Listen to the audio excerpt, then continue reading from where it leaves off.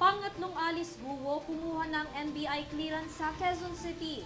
Ang naturang karakter, hindi tugma ang fingerprint kay suspendidong Mayor Alice Guo ng Bamban Tarlac sa isa pang Alice Guo na kumuha ng clearance noong 2005.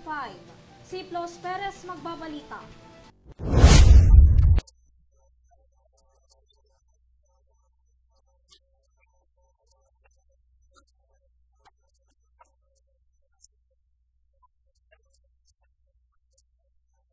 Sa isang ulat, sinabi ni NBI Director Jaime Santiago sa Quezon City na parehong ipinanganak at may kaarawan sa Tarlac ang Alice Guo sa database ng NBI at si Mayor Alice Guo ng Bamban Tarlac.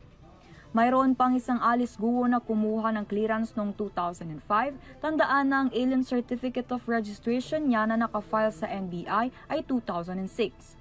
Kumuha si Alice Guo ng clearance noong 2021 at mayroon ding kumuha ng clearance noong 2005 at ang pangalan nito ay Alice Guo din, ani ni Santiago. Dagdag pa niya, iniimbestigahan ng NBI ang motibo ng ibang Alice Guo na ito at kung ito ba ay minanduhang kumuha ng NBI clearance gamit ng parehong pangalan upang manggulo sa mga otoridad.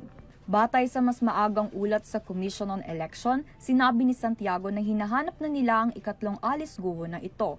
Nag-aalok din umano ang NBI ng reward sa sinumang makakapagbigay ng impormasyon sa kinaroroonan nito. Nauna nang iniulat ng NBI na magkapareho ang mga fingerprint ng suspendidong mayor at ng isang may hawak ng passport ng China na si Guo Huaping.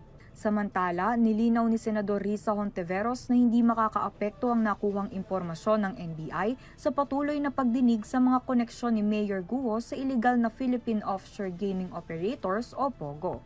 Dagdag pa ng senador, kahit ilan pa ang lumabas na identidad na Alice Guo sa bansa, si Bamban Mayor Alice Guo pa rin ang katangi-tanging Chinese citizen na naging mayor at ang investigasyon umano ay para kay Alice Guo na hindi Filipino citizen.